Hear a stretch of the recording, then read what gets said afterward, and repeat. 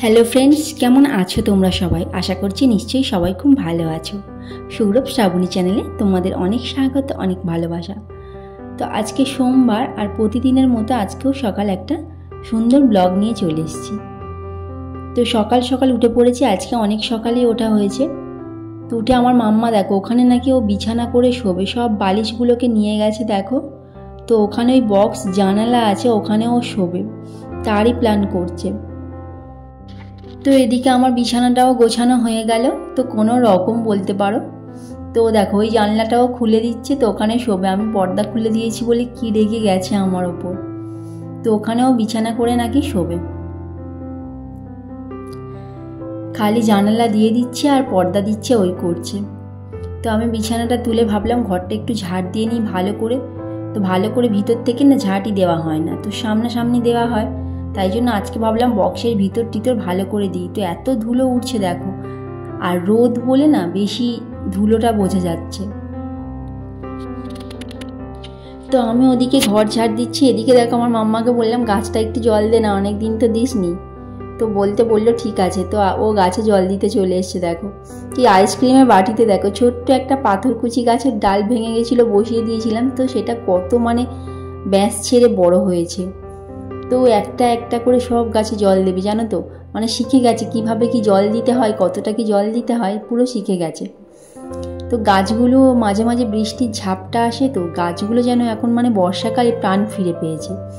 তো গরমের সময় সব সময় নেতিয়ে থাকে, পাতা ঝরে যায়, তো এই সেই হয়। তো এখন বর্ষার সময় তো পাতাগুলো দেখো পুরো পাতা ভরে গেছে, পুরো এই টপটাই দেখো এই মানি প্ল্যান্টটা পুরো পাতা ভর্তি হয়ে গেছে। কিন্তু গরমের সময় না পাতাগুলো সব শুকিয়ে যায়, খালি সেই ডান্ডিগুলো থাকে। তো এই একটা আইসক্রিমের বাটিতে দেখো ছোট্ট একটা বাটিতে কটা ডাল পুঁতে দিয়েছি, সেখানেও গাছ হয়ে গেছে, যেখানেই পুঁতে দিই যেন গাছ হয়ে যায়। তো গাছগুলোতে সব জল দিয়ে দিল, আর আমি এদিকে চলে এসেছি বারান্দা পরিষ্কার করতে। তো এই বারান্দাতেও সেরম আসা হয় না, তো ঝুল নোংরা ধুলো ভর্তি হয়ে আছে জানো তো। তো ভাবলাম আজকে যখন সময় আছে তো একটু পরিষ্কার করে নিই। তো আমি ছাড়া তো আর কেউ করার নেই, আমাকেই করতে হবে, তাই জন্য সময় বের করে নিতে হয়। তো একটু দেরি হোক রান্নার, তাই জন্য ভাবলাম রান্নার একটু দেরি হোক, প্রতিদিনই তো করি, তো আজকে একটু দেরি হোক, এদিকটা পরিষ্কার করে নিই। এরকম করে না করলে পরিষ্কারই করা হয় না। তো ঝুল ধুলো ভর্তি হয়ে যাচ্ছে আস্তে আস্তে, তাই জন্য একটু একটু করে যখনই সময় পাই, যেখানে যখন সময় পাই তখন সেখানে পরিষ্কার করে নিই। তো ওখানে ঝাড় দিয়ে নিলাম, আর বিছানাটাও ঝাড়তে চলে এলাম। তো এই বিছানাটাতে সেরমভাবে থাকা হয় না, তাই জন্য দেখো প্লাস্টিক পেতে আর রেখে দিয়েছি। তো চাদরটা না বারবার পাতা হয় আর নোংরা হয়ে যায়, তো এবারে কেচে একেবারে প্লাস্টিকটা পেতে রেখেছি। তো মাঝে মাঝে আবার বৃষ্টিও হয়, ওপর থেকে আবার জল পড়ারও চিন্তা আছে, কখন আবার অ্যাসবেস্টার ফেটে জল পড়বে, তো বিছানা গদি সব ভিজে যাবে। তাই জন্য একেবারে পেতে রেখেছি, যখন কেউ শোবে তখন ওগুলো তুলে আর শোয়া হবে। সব সময় তো শোয়া হয় না, তাই জন্য ওরকম করে রেখেছি। তো এই চেয়ারগুলো সব ধুলো টুলো পড়েছে, অনেক দিন থেকে ঝাড়া হয় না, তো ভাবলাম এগুলো একটু পরিষ্কার করে নিই। তো কদিন পরে তো আবার ভালো করে করতেই হবে, তো এখন হালকা হালকা একটু ঝাঁটা দিয়ে দিই, ঝেড়ে ঝেড়ে পরিষ্কার করে নিচ্ছি সব কিছু। তো এগুলো কি বলো তো, একটু কাপড় দিয়ে ভালো করে মুছলে ভালো পরিষ্কার হয়, তো এখন সেই সময়টা নেই, তাই জন্য ভাবলাম পরে করব, এখন থাক। তো দেখো ওদিকে আমি কাজ ছেড়ে এদিকে চলে এসেছি রান্নাঘরে। তো আগের দিনের ইলিশ মাছের মাথা ছিল দুটো, তো মাথাগুলোকে রেখে দিয়েছিলাম, মাছগুলো খাওয়া হয়েছিল। আর এখানে দেখো পমফ্রেট মাছ নিয়ে এসছে আজকে। তো এই মাছটা তরকারি করব, আর ভাবলাম ইলিশ মাছের মাথা দিয়ে একটু বাঁধাকপি আছে, সেই বাঁধাকপিটার তরকারি করি। তাই জন্য দেখো দুদিকে একেবারে বসিয়ে দিয়েছি আমি। তো এদিকে পমফ্রেট মাছ ভাজাটা, আর ওদিকে মাছের মাথাটা ভাজা, দুটো একসাথে করলে তাড়াতাড়ি হবে। তো এই দুটো একসাথে আমি আগে একদমই পারতাম না, খুব অসুবিধা হতো, তো এখন সত্যি কথা করে করে শিখে গেছি। তো ইলিশ মাছের মাথাটাও আমার ভাজা হয়ে গেছে দেখো, আর এখানে কিছু মাছ আমার ভাজা হয়েও গেছে। আর তো আদা রসুন বাটাও আছে, টমেটো আদা আরও একটু লাগবে, আদাও কেটে নিয়েছি, সব আমি রেডি করে নিয়েছি। তো মাছের তরকারিতে ধনে পাতা দেবো, এটা মাছের তরকারির আলু পেঁয়াজ, আর বাঁধাকপিটা দেখো একটা বিট ছিল, বিট আলু আর একটু কাঁঠাল দানা ছিল, সেটাও দিয়েছি।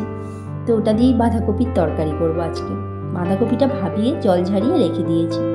তো দেখো আমি তরকারিও বসিয়ে দিয়েছি, আমার প্রায় কষানো হয়ে গেছে। তো এবার আমি জল ঢেলে দেবো।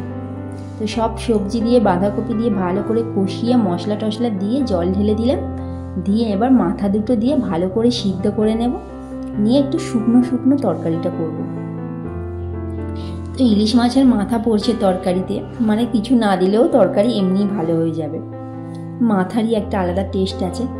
আর এদিকে দেখো আমি ওই পমফ্রেট মাছের তরকারিটা বসিয়ে দিয়েছি। তো একটু অল্পই আলু দিয়েছি, বেশি আলু দিইনি।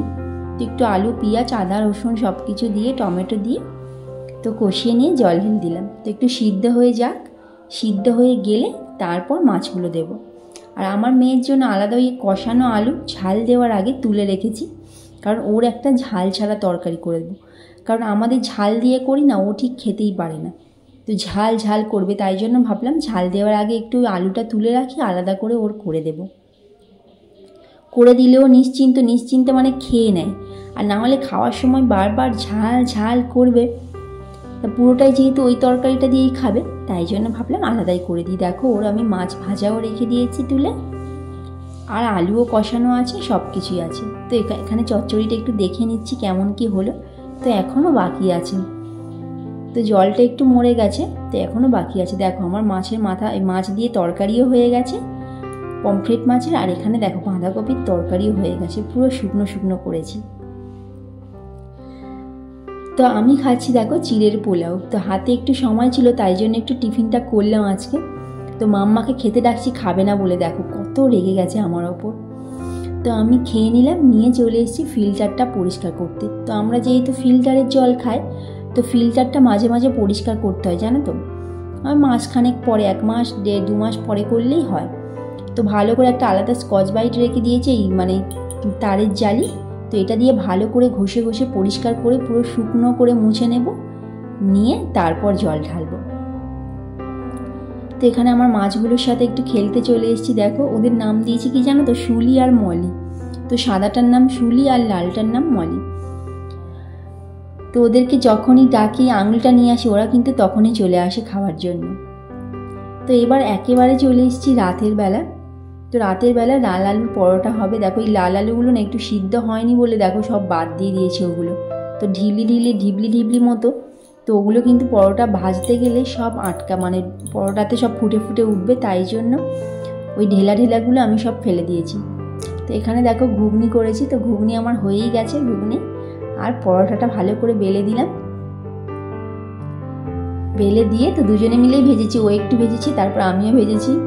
তো অনেকটা পরোটা হয়ে গেছে, মাপটা ঠিকঠাক বুঝতে পারিনি, তাই জন্য তো বললাম কি কালকে সকালেও টিফিন খাওয়া হয়ে যাবে, তো কি আর করা যাবে। তো আমরা সবাই খেতেও বসে পড়েছি একসাথে। তো আজকের মতো গুড নাইট সবাইকে। তো সবাই ভালো থেকো, সুস্থ থেকো, সাবধানে থেকো। আর ভিডিওটা ভালো লাগলে একটা লাইক করো। আজকে এখানেই শেষ করলাম।